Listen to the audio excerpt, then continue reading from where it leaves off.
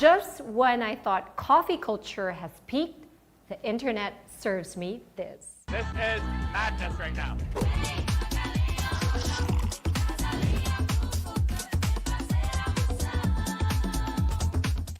This is people clubbing at a cafe at 5 p.m. This is called a coffee rave, and it's been all over social media.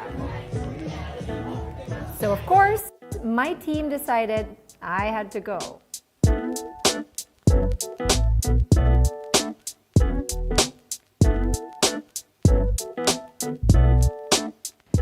Of course, I don't want to be the person that asks, what's a coffee rave? Why are you guys rolling your eyes? Why are you rolling your eyes? We head to Cafe 32nd Street in BGC. Some coffee raves in the metro are organized by Caffeine Club. They're local trailblazers who hunt down the coolest cafes and set the vibe.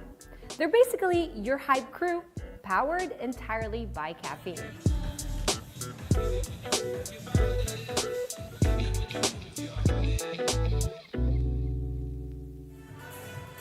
You could feel out of place if you're not a Gen Z, so for this, I'm going undercover. Here I met DJ A-Jazz. He's younger than my son! But which is good that there's no alcohol here because you're younger than my son. So let's talk about this concept, because when I was told that there's completely no alcohol and it's just caffeine, why? You know, because for someone like me in my generation, I was wondering, why is there no alcohol? How can you have fun? You don't need alcohol to have fun. You know, you need energy. You know, a lot of people don't want to wake up the next day with the worst hangover of their lives, not remembering the night before. At Coffee Rave, it's caffeinated. You remember everything. You get to bed at a decent time. You wake up the next day feeling refreshed with a night made of full memories that you'll remember for who knows how long. Yeah, and I heard that it's from only a certain time to a certain time. Like, what time is this? We finish at around 10 p.m. We start around 5, so when the sun goes down, it's perfect. Wow. And you're in bed before midnight. Yep. So you were talking about hangovers. Have you even experienced a hangover before? Mom. Off the cuff.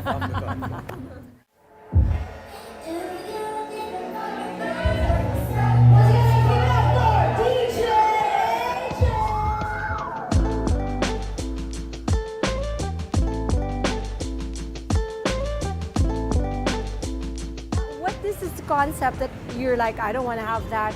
Is it about not missing a thing, or like quality of life? Why is partying become this way for your generation? Because in the newer generation, you don't see as many people going out to the clubs, the bars, you know. They want to have fun, but alcohol, it's not very healthy for you. It's not beneficial to your life, you know. You're getting intoxicated, you're not remembering the music.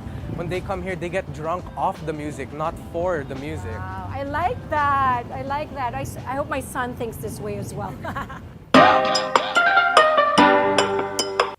I can't believe I am in a coffee rave. I love coffee, but I wouldn't necessarily put the two together. I wouldn't really party while drinking coffee. Coffee is my quiet time. Coffee is my morning routine. I still can't get it. But I love the music. I actually want to go in. I just ordered myself a matcha. Let's see how I'll feel.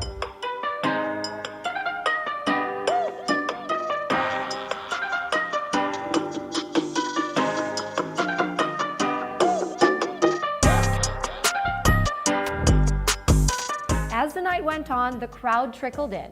Iced Americanos and iced lattes on hand. I, on the other hand, went for a matcha latte. Slowly, the caffeine kicked in, and before I knew it, I was actually into it.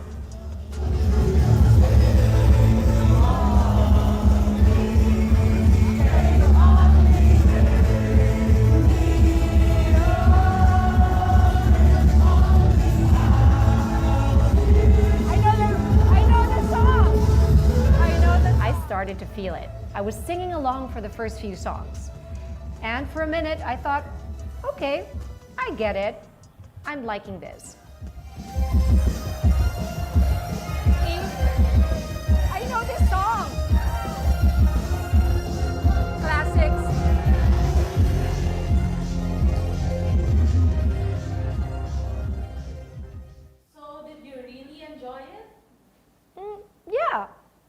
I did.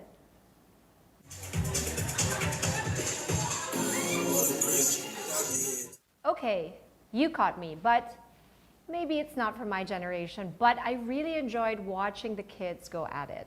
So I stayed to watch what else could happen. Then, boom! Pikachu, a Jedi, Minion. It was the same dance floor energy, but they have earlier nights, zero alcohol, and they say no hangovers. But it's not just about the coffee, it's also about the connection. This is the next generation of getting together, meeting new people, and making friends. Oh my god, oh my god, oh my god, it's so late.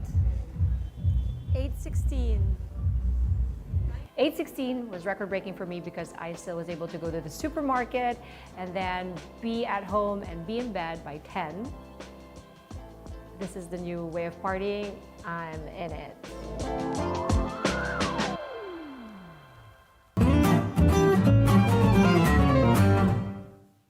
If coffee isn't your cup of tea, you'll get it later, there's still another party for you.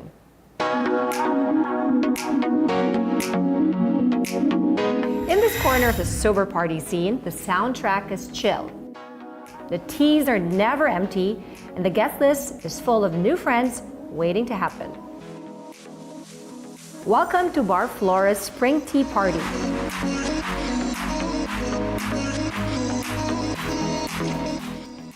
It's an event of ours, so we've actually already done one spring tea party so far. Usually we do it on the weekend, and because we are also a tea place in the afternoon, we do it in the afternoon. So it's a party, but it's not done at night. So I think that's very new and exciting because people don't have to stay up late. They can actually join a party, enjoy some beats, dance around at the same time, drink a lot of great tea, cocktails and tea tales alike. So in the afternoon, as I mentioned, we're a tea house. So we're a traditional tea house. We serve tea in different ways, whether it's the Western way of brewing or even the Chinese way. And we also even have matcha classes here where people get to learn more about matcha, how to prepare their own matcha. So that's in the afternoon, but once the sun sets at night, we transform into a gin and tea bar. So gin and tea, they're the perfect complements to one another. So gin is actually the perfect canvas because aside from the juniper berries, each gin is different because of the botanicals added to it. So some of them have cardamom, nutmeg, some of them have citrus. And on the other hand, we have tea, which some teas can taste citrusy, some of them can taste earthy, some a little bit spicy. So combined together, gin and tea, they actually make a very great pair. It's a very low-key place. It's not that big. It's very intimate. So it's really the perfect place for you to experience and be immersed in the new seasons, the 4 seasons that we're introducing through our cocktail menu.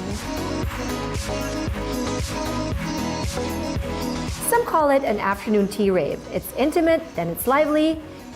It's the perfect excuse to sip your way through an endless tea menu. And they've got snacks to match that too. But if you're missing that cocktail in hand feeling, the bar is still open, but we're still going sober here.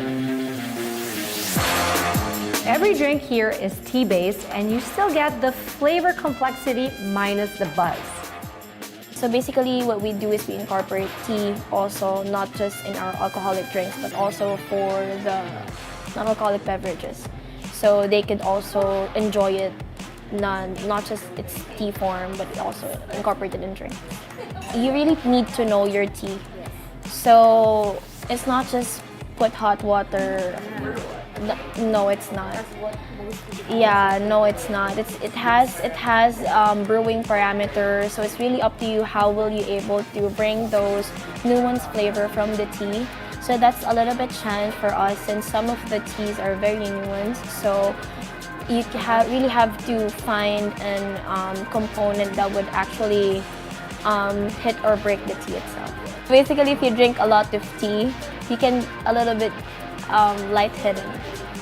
Yeah.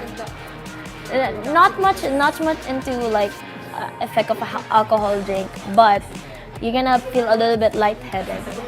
Yes, because it also has caffeine, right? So if you had too much caffeine, you feel kind of feel energized or a little bit jumpy. So same thing with tea, but tea has L-theanine, so it feels awake, but in more relaxed way. This is a tea appreciation party with bar florists, tea sommeliers, who brew each blend hot and fresh. And they share stories, traditions, and tasting notes in every cup. It's a kind of party where you're totally sober, totally learning, and totally in the moment. No tipsy small talk, just tea-infused conversations you'll actually remember the next day. I guess if this is raving now, then maybe my grandma would like it. So we did a research, and it turns out that the Gen Zs actually choose tea over booze when they're stressed. Maybe I should try that. A recent study found out that most of them would rather reach for a teacup than a wine glass. And get this, some of the respondents said they'd rather attend a tea party than a boozy brunch. And nearly 1 in 3 respondents found out that it's even more fun than a night out. Ooh, long story short, I don't get it, but maybe not for my generation. I do enjoy tea, but the G and T kind?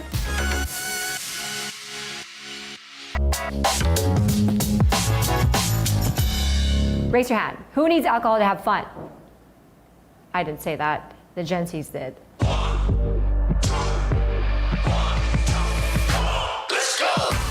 Our last stop takes us to Poblacion, Manila's nightlife hub. But apparently, Poblacion grew up, cleaned up, and found itself a sober playground. This is Gnostic, the Philippines' first ever non-alcoholic vegan bar. Stepping inside Gnostic is like entering a psychedelic underground cave, with neon lights pulsing to the beat, and with everyone enjoying a night out without intoxication or the inevitable morning regrets. I'm impressed, but also suspicious.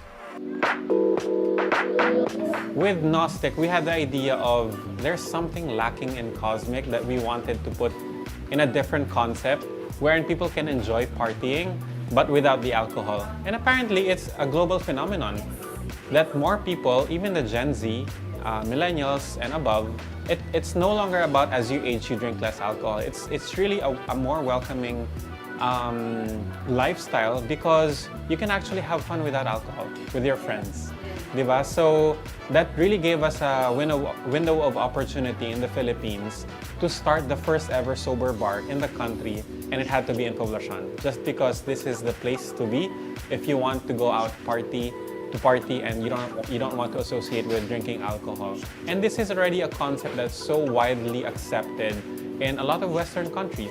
The Lychee Haze Nogarita is a kombucha-based cocktail with a crunchy basil seed. And the Purple Lilac Cloud, butterfly pea, non-dairy cream, lime, and pineapple. Looking for shots? They still have it here. But don't look for tequila. Gnostic keeps it healthy by, get this, detox shots.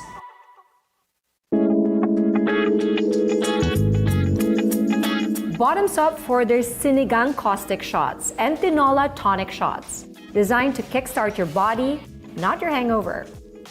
So this one is our sinigang shot. It has tamarind, a bit of tomato juice, and ginger. And it's poured in a shot glass with a round of salt. So talagang para siyang tequila shot in a form factor of a sinigang. So this one has moringa, which is the malunggay. It also has a bit of pineapple. And of course, para sa hagod, meron siyang kombucha. And it's actually with Himalayan salt. Black Himalayan salt.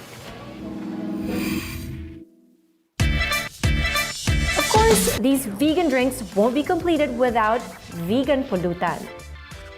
While Gnostic initially imagined attracting sober, curious folks, wellness enthusiasts, and vegans, they've seen a wider mix. People came for the drinks, the atmosphere, and the chance to connect just without the alcohol. The idea of partying without the alcohol, yeah. To also not treat it as a detox bar, because we didn't want to have the idea that it's all white, it's all green. We still want to give people the idea that they're here to party. And that's why the interior calls for that. That when you enter, you're transformed into this world of like a cave, and it's dark, it's dim light, and it gives that vibe of a bar or a nightclub. Just the big difference is it doesn't have alcohol, it doesn't have booze, you're not allowed to smoke, but you can have everything that you want to do. You can be loud, you can have parties, and you treat it as a safe space because you're not afraid that people will be drunk. You can be drunk in happiness. So what is the verdict? Is sober clubbing a passing trend or a cultural shift? Well, we did our research and we found out that it's more than just a trend, it's actually a movement. And it's called a sober curious movement. Globally, the Gen Zs are leading the charge in rethinking nightlife. Studies say more are choosing not to drink because they're concerned about their mental and physical well-being and want to stay fully present. Research say that this shift was also founded to be not just about cutting back, it's about redefining socializing. The Gen Z and younger millennials are seeking meaningful connections, memorable experiences, and fun nights out without needing a drink in hand. Social media plays a big role too. Trends around wellness and self-care are helping normalize skipping alcohol at parties. This is what they call #SoberTalk. And because of the sober curious movement, new kinds of raves and parties have started popping up everywhere. Coffee raves, tea parties, and dry bars. Most of these places announce their locations and dates online.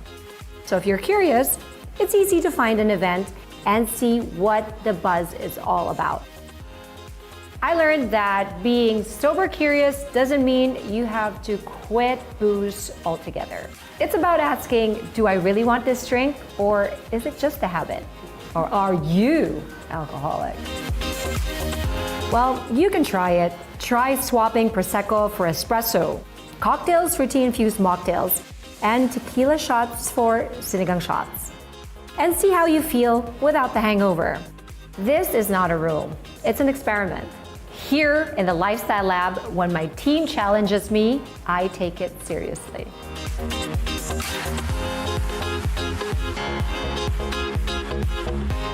One thing is clear, this is how the Gen Z parties.